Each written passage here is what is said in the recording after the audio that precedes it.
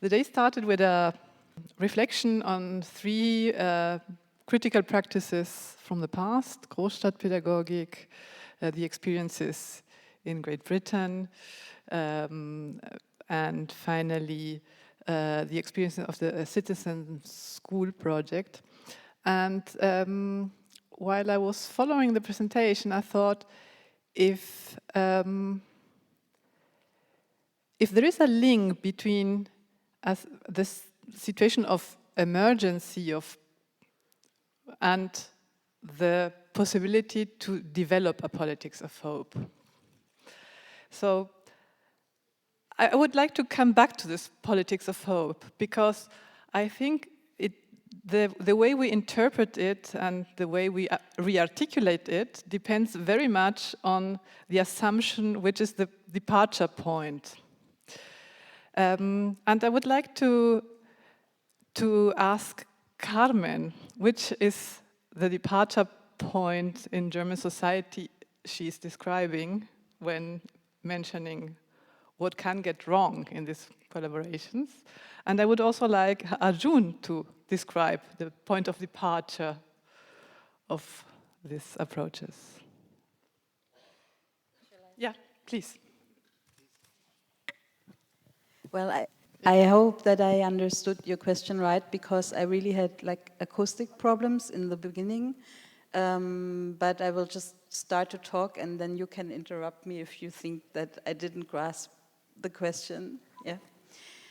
So that was something which I was really concerned about when I wrote the comment, you know, that I think this concept is so locally specific and has to be translated in each context very, you know, with all its particularities. And when I was thinking about it in our context here, it worried me that in all the reflections which we have been doing here in the conference, and I think also in the collaborations which you have in the framework of Schools of Tomorrow, we are actually not tackling the spheres of the educational sector in the city or in the country, which could be compared to something like a concept of subalternity. Yeah, it's just not included. It's something like the suppressed dimension. When we talk about Schools of Tomorrow, we don't think about these places where you have accumulation of everything that goes wrong, you know. Which I mean, there are situations, just like from what I know from, you know, being 23 years in the systems, which I can only compare to jails, you know. Not so much because I think people are incarcerated, but in terms of the dynamics which evolve in those places. And I think this is exactly where such a concept needs to be located. And, you know, we have to start from there when we talk about the politics of hope. Is that an answer to your question or not? It is. Much? Thank you. I'm glad it is. Arjun? Maybe I'll use this. Well, thank you, Sylvia. I'm also thinking that your question could be engaged at different levels of geography or of scale, but let me just dive in and say one thing, first of all, which is that I completely agree with Carmen that the status quo, the current state of affairs, is a huge excessive dominance of a small group. Let's call them white, let's call them male, let's call them older. Although some of us are not white and some of us are male and some of us are older, but still, that group is excessively present in defining what is knowledge, who should get it, what is taste, what is judgment, and so on. So diversifying that, I think, is an aim that we all share. The question becomes the how of that. And so my answer to the question of the departure point or staging point for that, whether we're talking about Berlin, whether we're talking about Germany, whether we're talking about Europe, or whether we're talking in a more broad global scale, is that particularly taking the politics of hope seriously, which was in my mind throughout my talk, but not articulated clearly. Again, I would say I fully support Carmen's idea, and I've said this in writing also, that the challenge about aspiration is that it's diverse.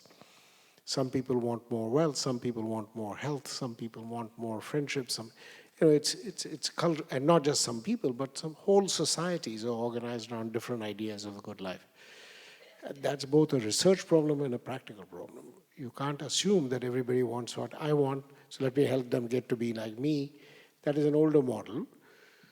So we have some challenges there, but I think leaving that aside, the question of how, for example, you bring groups that are suppressed, marginalized, silent, subordinated, into this bigger conversation from the point of view, let's say, of research, but you could also ask here about other things, involves a readiness on the part of us, largely educated, relatively privileged people, to eventually disappear. But to disappear, we have to first appear. And the only catch with disappearance. And appear not in our normal guise, but as people who are involved in transferring our methods without requiring the same life we lived, which is, let's say, to go to university for 5 years, go to postgraduate school for another 5 years, do research for another 5 years, write 3 or 4 articles of dubious worth, then do the habilitation when we are nearing retirement, etc. This is, to impose this requirement means immediately exclude 90% of the world. So we have to find more direct methods. And if, and to the extent to which those direct methods succeed, and it doesn't matter whether it's Berlin or Mumbai, I think these are really universal things, we ourselves will become more and more dispensable. And we have to be ready for that. When the moment comes when the person who has learned something about interviews, ethnography, photography, narrative, storytelling, and says, I don't know what you're doing here. I'm fine, I've really figured it out, how to generate effective knowledge, whether of the future or the present, to make it credible, to make it rigorous, and to make it part of an argument. Then we have to be ready to retreat. So we have to appear to help, because the training and all won't happen by magic. You can't say, I want you all to become researchers, and psh, it happens. It has to be done. It has to be done in a particular spirit, and then we have to be ready to step back so that research also can be seen as a very diverse kind of activity. Not just the people are diverse, but the practice can also be diverse. So thanks for that. I think we've been running in the UK a program. We have over 300 projects. We've spent a huge amount of money on it called Connected Communities to try to build collaborations between universities and community partners to build grassroots research. One thing is very clear: you actually need money. So, let's not mess around. Who's in this room? How did we get here? What transport did we use to be able to be here? What childcare facilities do we have to allow us to be in this room, and so forth? So it's fundamentally, you need to address the financial issues that enable people to have the space to think about doing research. However, I would say we've learned a lot about how you do that, and there's lots of evidence out there. But I suppose my question is, when we're thinking about the future, is research enough anymore? So what I would say is we're living in a crisis of research. We have, in the UK, we have government ministers saying we don't want to listen to experts anymore. We've had enough of that. We're living in a climate where evidence is seen as just one truth amongst many. And And particularly when we're looking at the field of the future, we have a new breed of consultants, commercial companies, who are selling particular ideas about the future. So we need not only to build the capacity for research, which I completely agree with, but we also need to build the capacity to critically interrogate and challenge the ideas of the future that we are being presented with. And the problem with research is it tells us what's already happened. It tells us what we know. I know it is an inquiry into the not yet known, but once it becomes known, it is known. So you then are not in the field of you have to come at it from a different direction.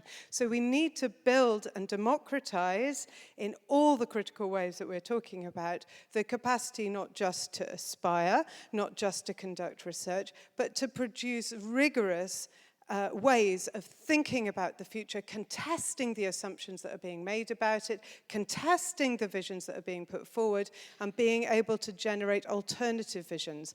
Without that, frankly, we're not actually going to address any of these issues.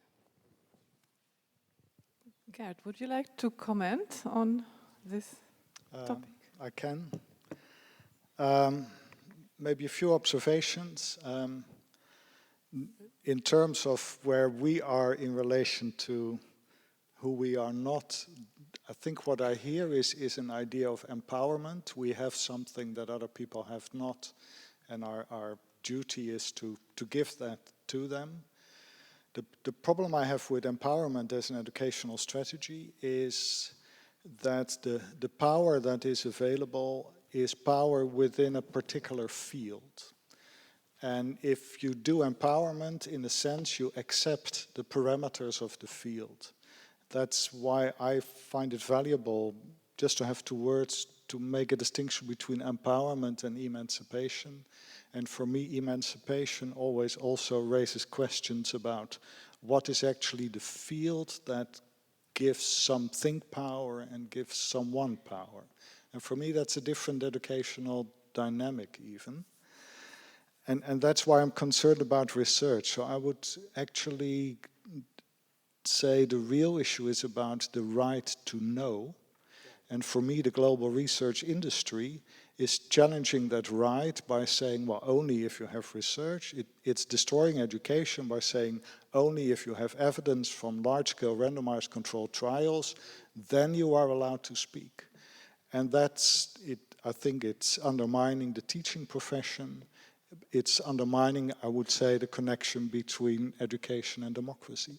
So I would like to push the discussion just a little bit further into both the question of the right to know, but also that cannot be a question of just empowering, but that right comes with a particular construction of the field in which it has power, and it's partly also pushing that field in a different direction. And there we have a job to do, but I think it's a different job. Also, educationally, it's a different project. Carmen, you want to?